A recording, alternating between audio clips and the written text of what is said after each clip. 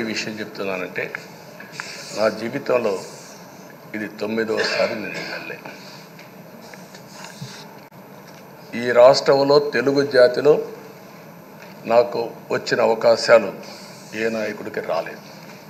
14 సంవత్సరాలు ముఖ్యమంత్రిగా పనిచేశాను. ఇప్పుడు మళ్ళీ ముఖ్యమంత్రి అయ్యాను. 15 సంవత్సరాల అపోజిషన్ పార్టీ లీడర్గా పనిచేశాను. కానీ తిరుపతిలో నా పైన దాడి జరిగింది. 24 క్లేమోర్ మైన్స్ నా మీద బ్లాస్ట్ చేశారు. ఆ రోజు కూడా నా కళ్ళలో నీళ్ళు రాలేదు. మొట్టమొదటిసారిగా ఎలాంటి సంబంధం లేని నా సతీమణి పైన ఆరోపణలు చేశారు.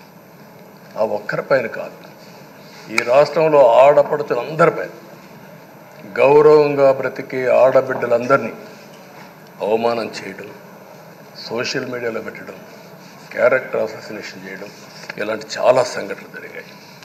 దానికి పరాకాష్ఠగా మరో శాసనసభ్యులు కానీ, కొంతమంది అయితే భవానీ శాసన సభలో సభ్యురాలుగా ఉండి ఎన్నో పోస్టింగ్స్ పెట్టే పరిస్థితికి వచ్చారు. అలాంటి సంఘటనలు చూసిన తర్వాత ఫస్ట్ టైం నా జీవితంలో ఆడబిడ్డల కోసరం ఇలాంటి హననాన్ని చేశారని బాధపడుతూ కంటతడి పెట్టాను. ఆ రోజే అనుకున్నా, ఇలాంటి పార్టీ ఈ రాష్ట్రానికి అరిష్టం, ఇలాంటి వ్యక్తిత్వం ఉండకూడదు. మళ్ళీ ఈ రాష్ట్రాన్ని గౌరవ సభ చేసి హోందాగా నడిపించే వరకు నేను పనిచేస్తానని చెప్పి ఒక శపథం చేశాను. ఆ శపథం ప్రకారమే ప్రజలు గెలిపించారు, వచ్చాను. ఈరోజు 2 సంవత్సరాల తర్వాత, ఆ రోజు నేను వెళ్ళింది 2021 నవంబర్ 19వ తారీఖున వెళ్ళాను.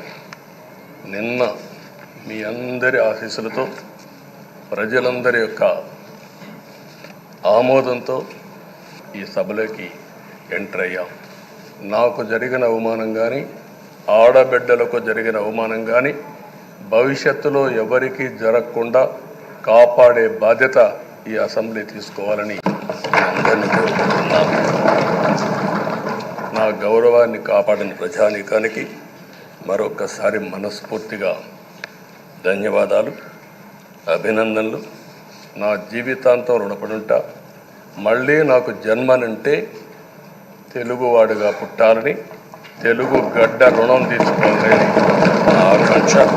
తప్పకుండా ఇచ్చేస్తాను. మొన్న మీరు ఒక్కసారి చూస్తే ఎన్నికల్లో ఇక్కడుండే శాసనసభ్యులందరికీ అనుభవం ఉంటుంది. ఎక్కడో అమెరికాలో ఉండే వ్యక్తులు 5 లక్షలు 10 లక్షల రూపాయలు ఖర్చు పెట్టుకుని ఓటొచ్చి ఓటేయడం, నెల 2 నెలలు పనిచేసే పరిస్థితికి వచ్చారు. వేరే రాష్ట్రాల్లో ఉండే ప్రతి ఒక్కరూ ఇది నా బాధ్యత అనే ఉద్దేశంతో అందరూ వచ్చి ఓట్లేసే పరిస్థితికి వచ్చారు. కొన్ని సంఘటనలు చూస్తే ఆశ్చర్యం వేస్తుంది. ఈ హైదరాబాద్